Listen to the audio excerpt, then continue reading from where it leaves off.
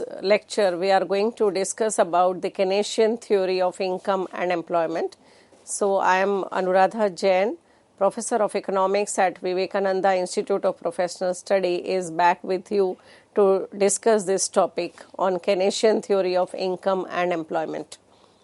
Keynesian theory of employment, J.M. Keynes, says that general theory of employment, interest and money, which he published in 1936, and the classical and the neoclassical economists almost neglected the problem of unemployment. And they regarded unemployment as a temporary phenomena because they assumed full employment in the economy, and they says that there is always a tendency towards full employment. And it was Keynes who led, vigorous and systematic attack on the classical theory of employment and replaced it with one more general and more realistic theory. Keynes' theory of income and employment is based upon certain assumptions, and the assumptions are like Keynes confines his analysis to the short period, and he says that in long run we are all dead, so we should think about the short run period. He assumes that there is a perfect competition in the market. He assumes closed economy, ignoring the effect of foreign trade. His analysis is a macroeconomic analysis, that is, it deals with only aggregate facts, contradictory to the classical economists, because classical believes more in microeconomics, on the individual theories they talks about. Keynes assumes that operation of the law of diminishing returns or increasing cost. He assumes that labor has money illusion in the economy.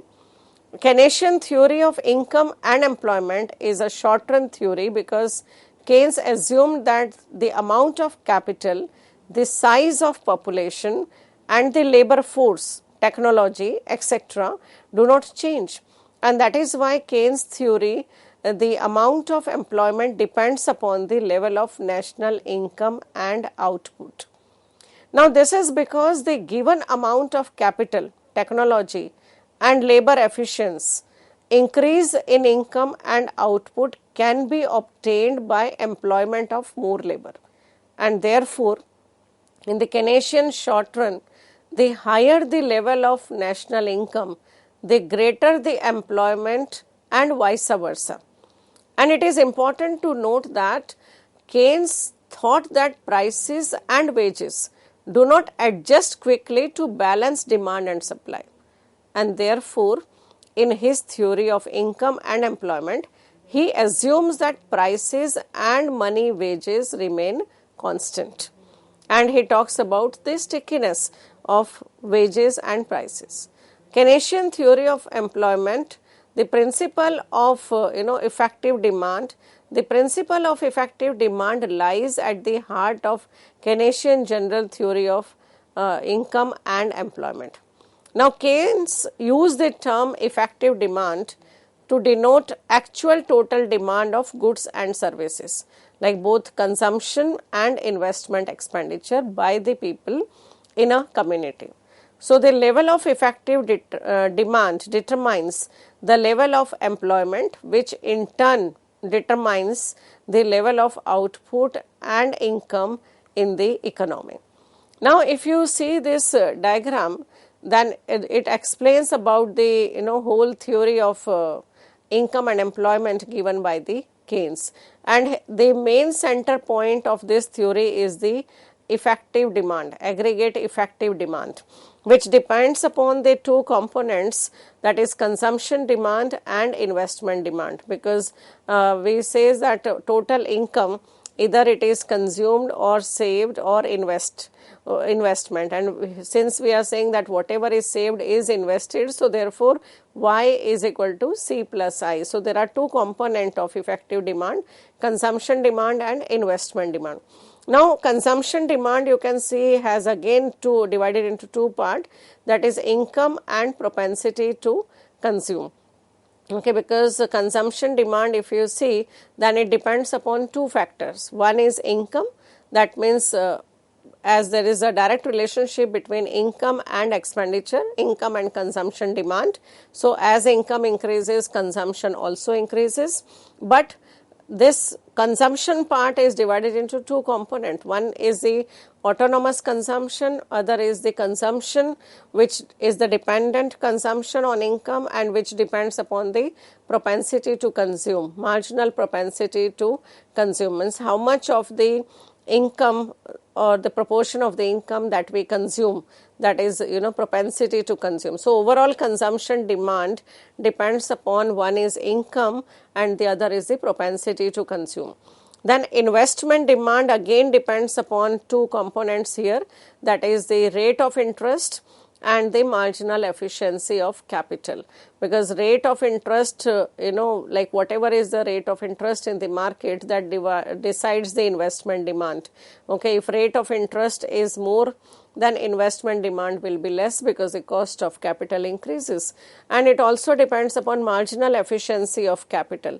That means how much efficient that capital will be, how much investment return they will be getting. It depends upon like MEC, therefore, that how much investment will be there in the market.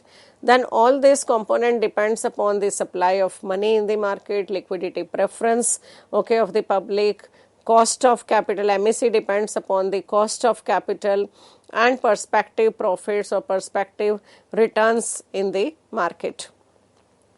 Now, if we talk about, summary of the Keynesian theory, then you can say that equilibrium level of employment is determined at the point of intersection between aggregate demand function and aggregate supply function. So you can see here in the diagram that aggregate demand and aggregate supply curves are there, and the intersection point, equilibrium point, is at point E.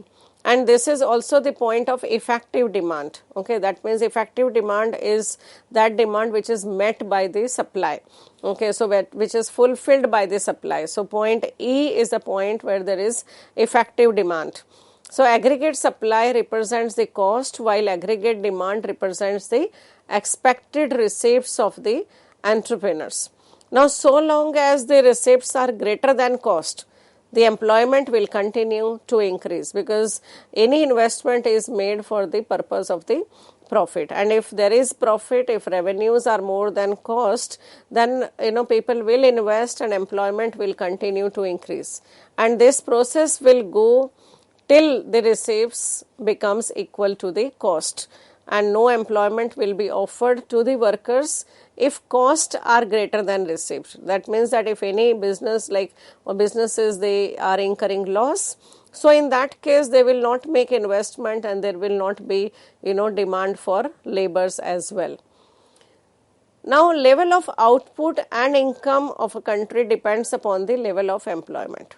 Now, given the capital stock and technology, that greater the employment of labor, higher the level of output. The level of employment depends upon the magnitude of effective demand. So, which is the sum of consumption and investment demand at the point where aggregate supply curve intersects the aggregate demand curve. Okay, so just to make you, simple this point, you can say that level of employment in the economy depends upon the effective demand. Okay, because if more the demand of the products, more will be the investment and more will be the level demand for labor or demand for employment. Okay, more level of employment will be there in the market. And effective demand, as we have seen, is the sum of consumption and investment demand. Okay, and also the effective demand is the point where aggregate demand is intersecting the aggregate demand curve, aggregate supply and aggregate demand curve intersects. Okay, so aggregate supply of an economy depends upon the physical and technical conditions of production. Now, since these factors do not change much in the short run, so aggregate supply curve remains constant in the short run. But in Keynes' model, the investment demand is regarded as autonomous of changes in the income and employment. So, consumption demand depends on the propensity to consume on one hand and disposable income on the other hand. So, propensity to consume of a community does not change much in the short run, because the disposable income also remains the same, and therefore, propensity to consume, we just assume that it will not change much in the short run. Now, if we talk about investment demand, as we saw the flow chart there, that it depends upon the rate of interest and marginal efficiency of capital. According to Keynes, the rate of interest is determined by supply of money and the state of liquidity preference.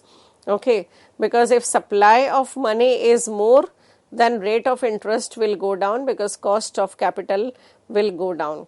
Similarly, if liquidity preference of the people changes, and if people prefer to keep more liquid assets with them, then the rate of interest will be different to the situation where people do not is not ready to keep more of liquid assets with them.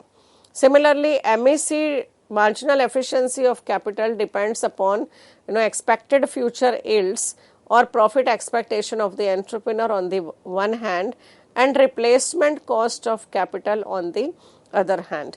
Because see, whenever we make any investment, then obviously first of all you will be saying that what is the cost of capital, okay, total cost of capital, whether you have that capital or not. One thing is that. Another thing is for how much time or for how many number of years that capital is going to give you returns. And in addition to that, what will be the return, what will be the yield or profit on that capital investment. Then what will be the replacement cost of capital. Okay, so these are the various factors on which your MEC depends. And if more the MEC, then more investment demand will be there.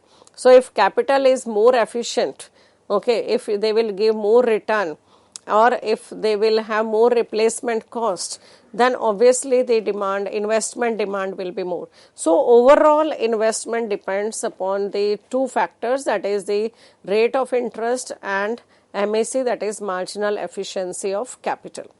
Now, according to Keynes, investment demand is highly volatile and causes recession or depression when it falls, and booms and prosperity when it increases significantly.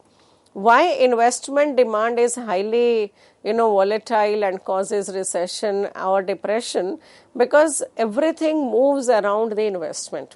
Like suppose if investment increases, then more investment means more employment. People will get employment. More employment means that people will be getting income. So if income increases, the demand for the products increases in the market. If demand increases, price of the products increases, businessmen will get more profit. And if they will get more profit, it means that they will invest more, and that will lead to the boom or prosperity in the economy.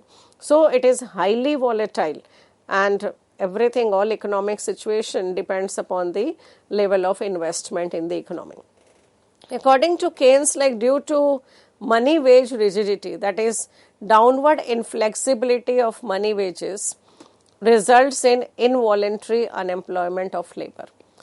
Because we know that increasing the wage rate is easy, but reducing the wage rate is not that easy. And therefore, if businessmen, they cannot reduce the wage rate, they will demand less of labor, and which will lead to involuntary unemployment of labor. The workers are rendered unemployed because at a given wage rate, the supply of labor exceeds the demand for labor. And Keynes believed that money wage would not change sufficiently in the short run to keep the economy at full employment level. And classical economists believed that money wage is perfectly flexible and adjusts to bring the demand for and supply for labor in equilibrium and keep the economy at full employment level. So they believe that even in the short run, because money wages are perfectly flexible, it will change automatically and the economy will be brought to the equilibrium whenever there is any disturbance in the economy in terms of supply for labor or the demand for labor. Now, to understand money wage rigidity, which results in unemployment, we have to examine why labor market does not clear through reduction in the money wage. Now, Keynes gave 3 reasons for the stickiness of money wage rate. It may be noted that stickiness or rigidity of money wage implies that money wage rate will not quickly change, especially in the downward direction, to keep the equilibrium at full employment level.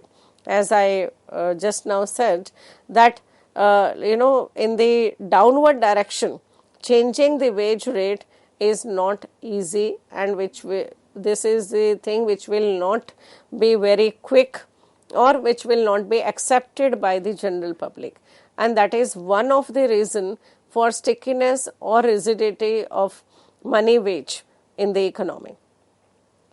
Another cause of wage rigidity is the money illusion. Now, the first reason why firms fail to cut wage despite an excess supply of labor is that workers will resist any move for cut in the money wages. Though they might accept fall in the real wages brought about by the rise in the prices of commodities, Keynes attributed this to money illusion on the part of the workers, because they think more about the nominal wage rate and they don't want nominal wage rate to go down. But simultaneously, money illusion is created because when price increases and nominal wage rate remains same, then the real wage rate goes down. Okay, so that concept Keynes has given as the concept of money illusion.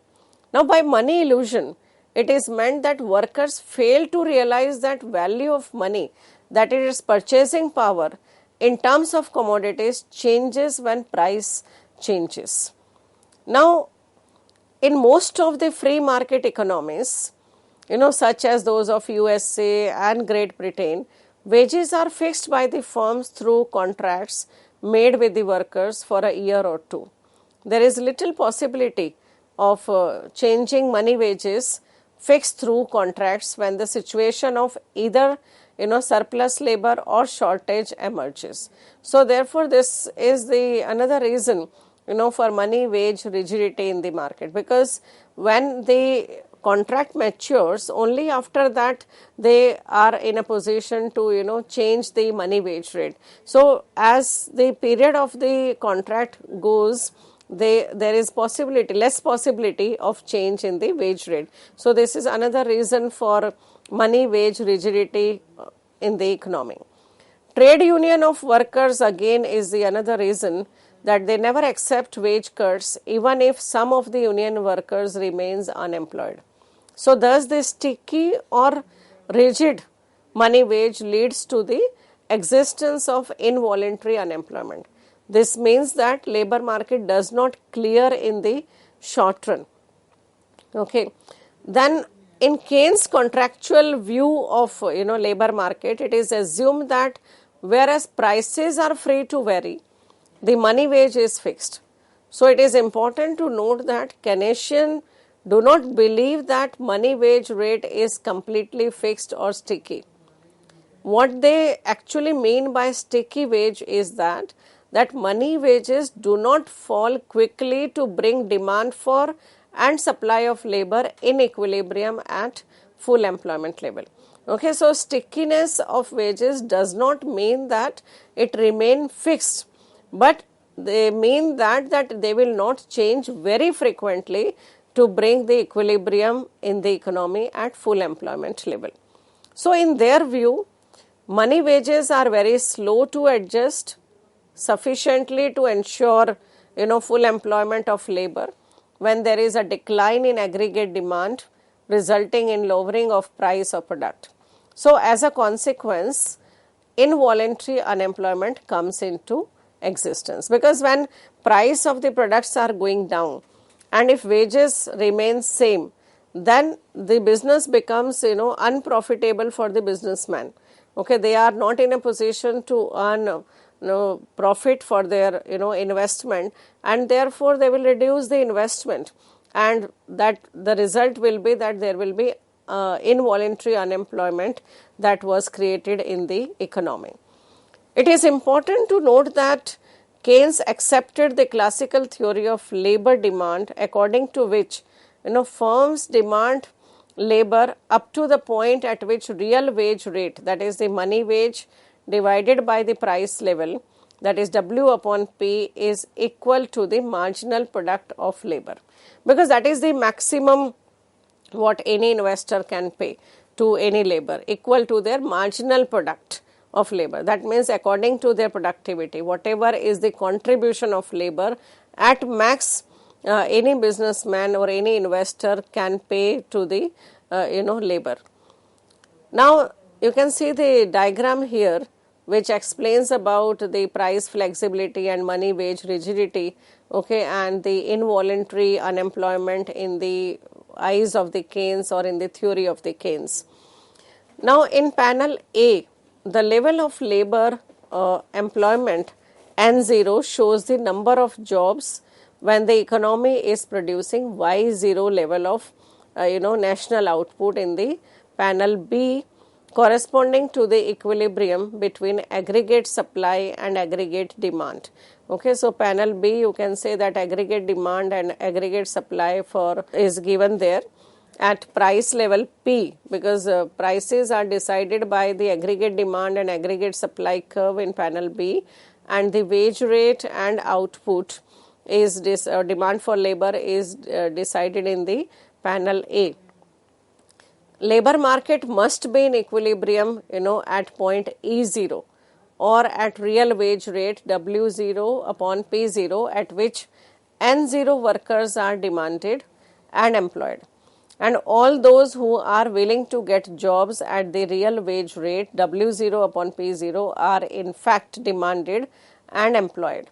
So thus equilibrium at E0 or at level of employment N0 represents full employment equilibrium, because if there is increase or decrease in the wage rate, then there will be excess of demand for labor or unemployment in the economy. So if, like suppose for example, equilibrium wage rate is W0 upon P0, but if actual wage rate in the economy increases and more than this, like suppose W1 P0, then in that case there will be unemployment in the economy, that you can see the upper portion of the diagram, okay, and there will be excess of supply more than the demand, because wage rates are high. So if higher the wage rate, more supply of wages will be there, and therefore there will be excess of supply of labor and there will be unemployment in the economy. And if there is unemployment, then there are chances that people will accept lower wages and then economy will come to the equilibrium there. Now consider again the panel B of the figure. Now suppose due to fall in the marginal efficiency of capital, there is reduction in the investment demand, and which along with its multiplier effect causes a leftward shift in the aggregate demand curve. So there is a like AD curve shifting to the leftward, because the component of aggregate demand is the consumption demand and investment demand. And if investment demand goes down, then overall aggregate demand goes down. And in this case, we are assuming that because marginal efficiency of capital goes down, so therefore investment demand goes down and your aggregate demand curve is shifting leftward. Okay. Now since Keynes believed that with a fixed money wage rate aggregate, supply curve AS is given and remain constant, and it will be seen in this diagram that aggregate supply curve is fixed, which is not changing. Aggregate demand has shifted leftward. Okay, so new aggregate demand curve AD1, you can see that, and the fixed aggregate supply curve AS intersect at point K. Okay, so the equilibrium has gone down and the new equilibrium is at point K, determining the new equilibrium lower price now, okay, because price has gone down, and similar and smaller real GNP or GDP because the employment has gone down, and therefore what happens is that the total output has also gone down, okay, and price has also gone down. Now Keynes asserted now that the economy would remain stuck at point K with less than full employment level of output Y1 and lower price level at P1, okay, because the supply will not change, it is same. So therefore the economy is now stuck to the point E, where price has also gone down and the level of output has also gone down. Now see the panel A, that with fixed money wage W0 and lower price level P1, and P1 is less than P0, the real wage rate rises to W0 P1. Okay, so that means that the nominal wage is same, but price has gone down. So therefore the real wage rate now has increased. Now it will be seen from this figure, again you can see that at the higher real wage rate W0 P1, the smaller amount of labor N1 will be demanded and employed by all firms in the economy. Now however, at this higher wage rate, that is W0 P1, with money wage rate fixed at W0, RT number of workers are rendered unemployed. Now it is in this way that Keynes explained that with money wage rate remaining fixed at the level of W and with flexible price, the fall in aggregate demand results in persistent involuntary unemployment. Okay, so you can see this, the whole summary of this. I will repeat that with money wage rate remaining fixed at W0 and with flexible price, because you can see that price has gone down because aggregate demand has gone down, the fall in aggregate demand results in persistent involuntary unemployment in the economy. So thus, by explaining the emergence of persistent involuntary unemployment, Keynes made a fundamental departure from the classical view of a free market economy, which denied the existence of involuntary unemployment except for a short time. But Keynes' theory was also criticized, even though Keynes has revolutionized the modern economic thinking. His analysis has some inherent weakness. Like Keynes' theory is not a complete theory of employment in the sense that it does not provide a comprehensive treatment of unemployment. Secondly, it deals only with cyclical unemployment and ignore other forms of unemployment such as frictional unemployment, technological unemployment, etc. It does not tell us how to secure full and fair employment.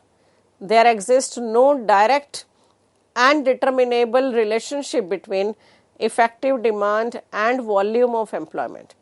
It all depends upon the relationship between wage rate, price and money supply. So moreover, in modern times, most countries are facing the problem of stagflation, that is inflation plus stagnation. So that means even if there is inflation, unemployment persists there. So Keynesian theory assumes perfect competition, which is not a very realistic assumption. He completely ignored the problem of monopoly. Keynesian theory deals with short-run phenomena and it pays no attention in the long run. Keynesian economics is static in nature, it ignores the time lags in the behavior of economic variables. However, the post-Keynesian have filled the gap by providing truly dynamic analysis.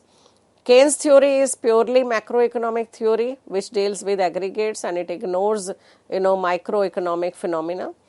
Keynes assumes closed economy, which is again an unrealistic assumption. Keynesian economics is by and large a depression economics because it is product of Great Depression of 1930s and attempts to suggest measure to solve the problem of unemployment. So it pays little attention to deal with the inflationary situation. And it is basically a capitalistic, theory. Keynesian theory is not applicable in underdeveloped countries. So Keynes deals with the problem of cyclical, unemployment, whereas the underdeveloped countries normally face the problem of chronic unemployment and disguised unemployment.